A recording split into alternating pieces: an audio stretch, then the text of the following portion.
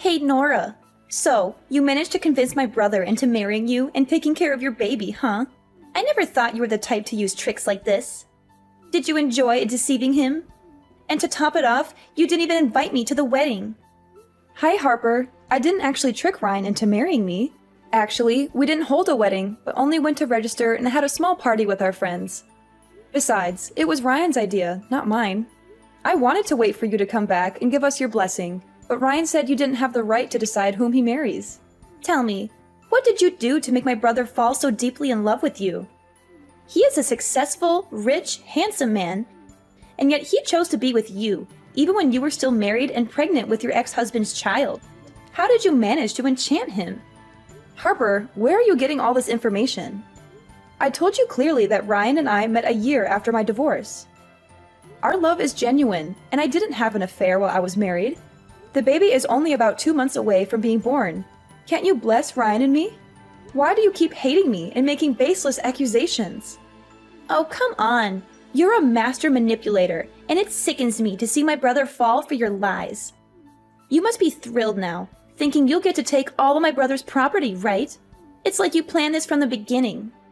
Did you and your ex-husband fake the divorce so you could conspire to steal everything from Ryan? First, you seduced him, but behind his back, you were still with your ex-husband, and then you got pregnant and made Ryan think it's his child, all to manipulate him into marrying you. Once you get all his assets, you'll probably leave him and go back to your ex-husband, right? Wait, are you seriously unemployed, Harper? I thought you must be a famous fiction writer because your imagination is running wild with these fictional stories. I have nothing to do with my ex-husband. He was abusive and a gambler, and I struggled to get away from him. Since falling in love with Ryan, I've never asked him for expensive gifts or used him for money. I truly love him and cherish our relationship. Why do you keep accusing me of wanting to rob Ryan? So now you're saying I'm just a parasite, always asking for Ryan's money? You need to understand, Nora, I'm Ryan's sister.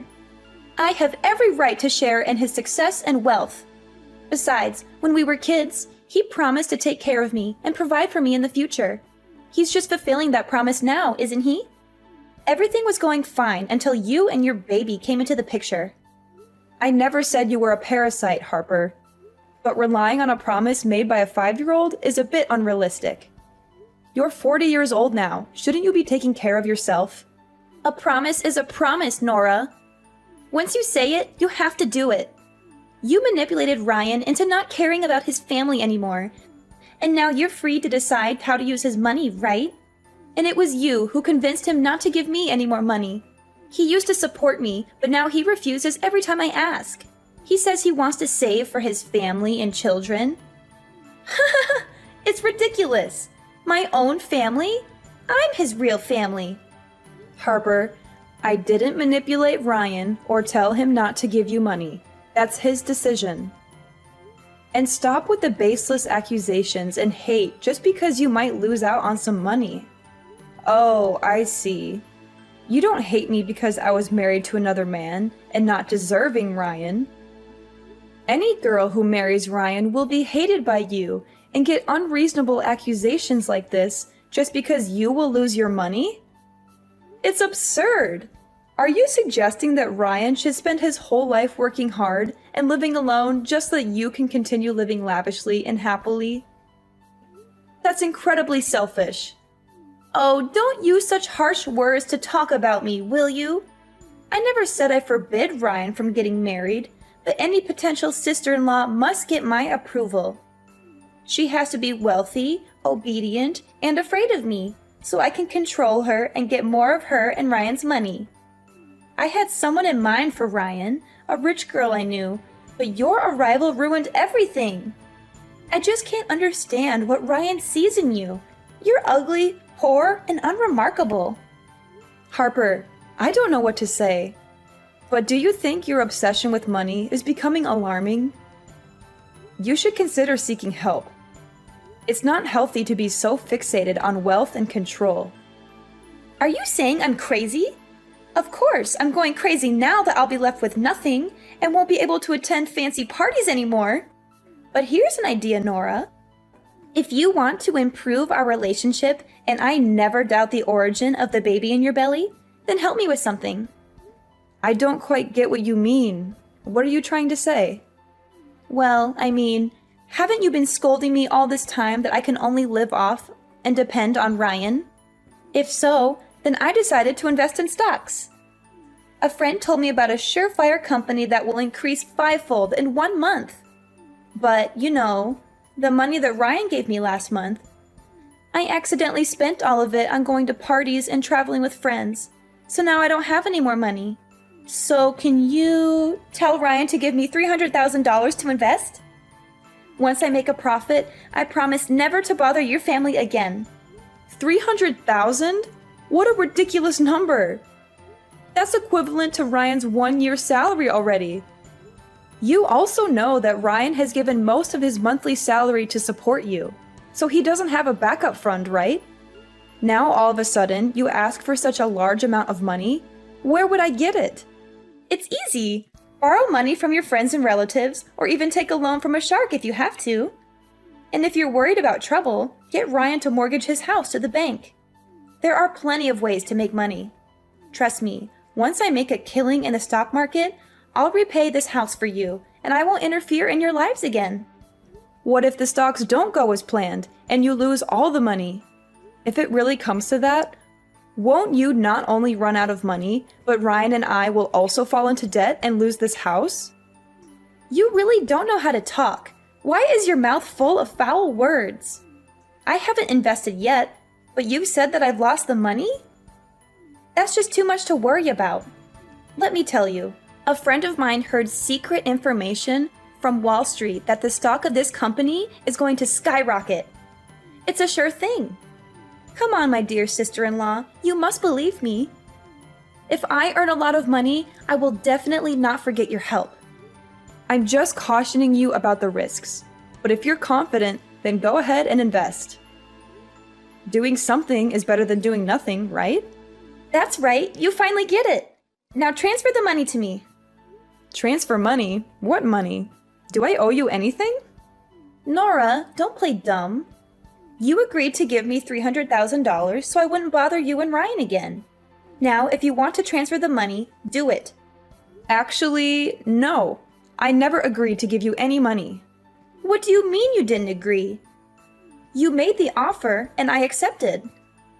Now stop stalling and transfer the money. I never made any agreement to give you money. I was just curious about what you would say.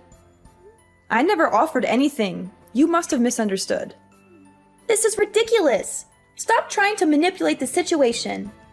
You offered to give me money and now you're backtracking? Don't try to deceive me. I heard you loud and clear. Now, transfer the money. I won't transfer any money because I never agreed to it in the first place. You need to stop making baseless demands. But if you don't give me money, how am I going to have money to invest? Well, let me see. Well, yes, you can borrow from your friends, or get a loan shark, or mortgage a bank property. Oh no, wait. Do you have any property to mortgage? If so, you can start accumulating money by getting a job. You're so conniving. Why do you dare to face me like this? I can't borrow from my friends. They'll look down on me. And I don't want to deal with loan sharks and their high interest rates. Working? Why should I work hard for months or years just to earn a small amount of money when I can have millions overnight? It's laughable. You can't expect to become rich overnight without any effort or risk. It doesn't work that way. If you want money, you need to work for it or invest wisely. Stop talking bullshit. You definitely have to give me money so that I can change my life, become a rich person so nobody can look down on me anymore. So you're saying I should give you money so you can change your life and become rich? Not a chance. You're just my sister-in-law. I have no responsibility or obligation to support you like a queen. Besides, Ryan himself warned me not to let you manipulate me or lend you any money. You'll regret treating me like this. I'll find a way to get what I want with or without your help. And soon you'll be down on your knees begging me. Hello, my lovely girl. Long time no see. How have you been? Huh? Who's this? Oh, don't forget me so quickly. It's your dear ex-husband here, Elijah. The man you promised to love and be with for life, no matter the circumstances. But you broke that vow and left me when I needed you the most. However, I forgive you, and I'm willing to take you back. Elijah? Is that you? Why are you contacting me now? I heard you found a new husband. Impressive. Where did you find a fool willing to raise another man's child? What are you talking about? Stop talking nonsense and get out of my life. Don't ever come to me and Ryan to mess with our lives again. We're done. Oh, don't be so fast, okay? Do you think I know your phone number, but not your home and your husband's business address? Well, if you don't want to talk to me, I'll have to go to your husband's company to talk to him. Thanks to that fool for taking care of you and my son for the past few months. But now, it's time to bring my son back to his biological father, right? No, you can't do that. Obviously, we've cut all ties. Didn't you say that as long as I pay off your gambling debt, you'll let me go and never disturb my life again? I even had to sell my mother's precious jewel brooch, the only memento left I have of her, to pay your debt and get out of that hellish marriage. And how dare you mention my son? That's my own son. He has nothing to do with you. Can't you just have a baby on your own? That baby is my son. I know I made mistakes in the past, but they were just normal actions of a husband when his wife prevents him from pursuing his passion. Normal actions?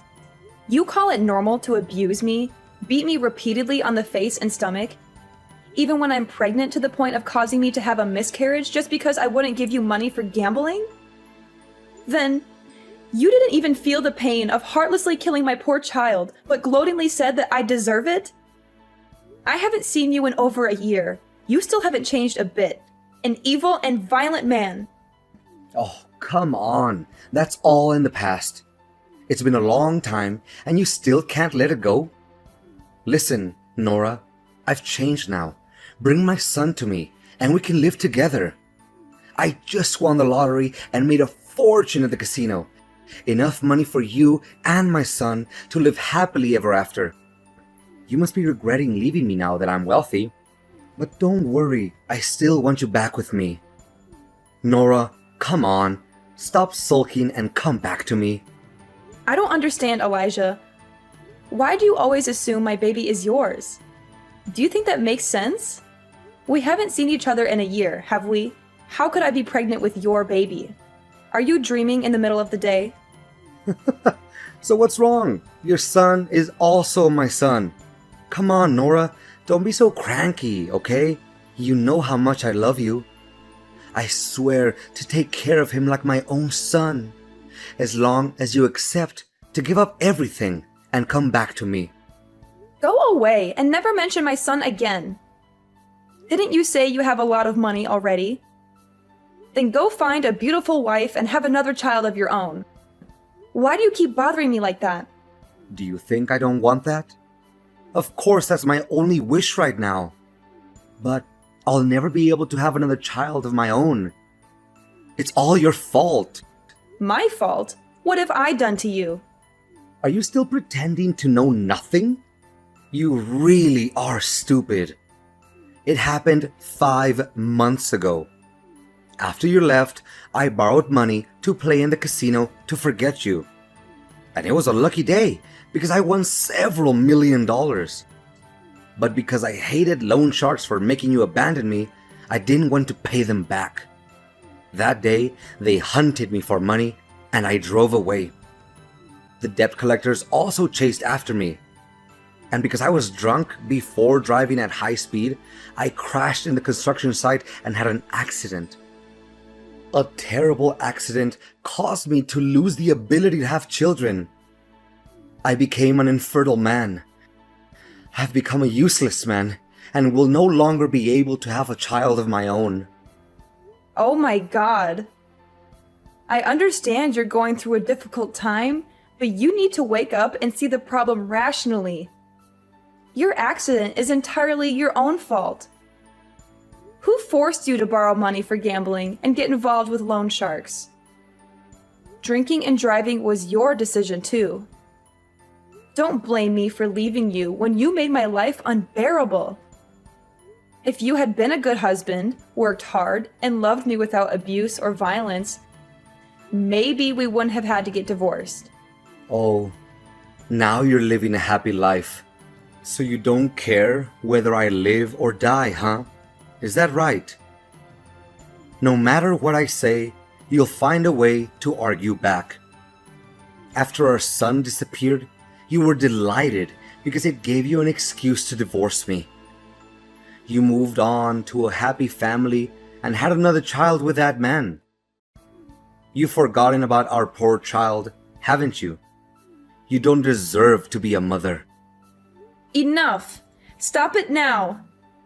Not a day goes by that I'm not haunted by that horrible day. It was your fault. You lost all our money gambling and came home to force me to borrow more. When I refused, you hit me, even though I begged you to stop because I was pregnant.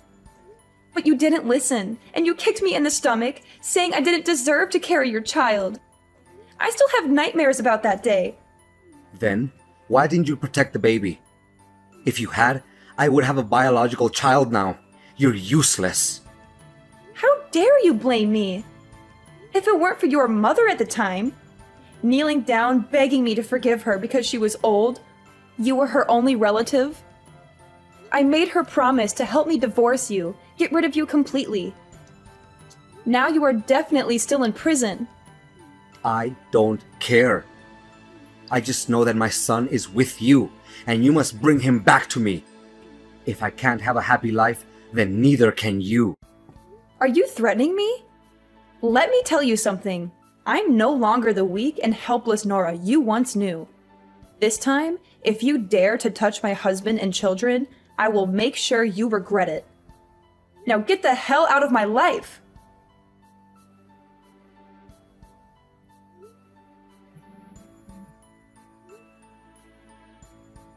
Harper, did you take my son somewhere? I went out to buy you a cake, and when I returned, both you and my son were gone. What? Your son? Why should I be responsible for such a smelly, messy creature? Can't he take care of himself? And you call yourself a good mother, leaving your child alone at home to go out. I didn't leave my son alone at home. You suddenly showed up and asked for a cake, so I went out to buy it for you. Before I left, I specifically asked you to look after my son. But when I came back, you were gone, and my son is missing. Are you blaming me now? Sure, I heard you muttering something about babysitting, but I didn't agree to it.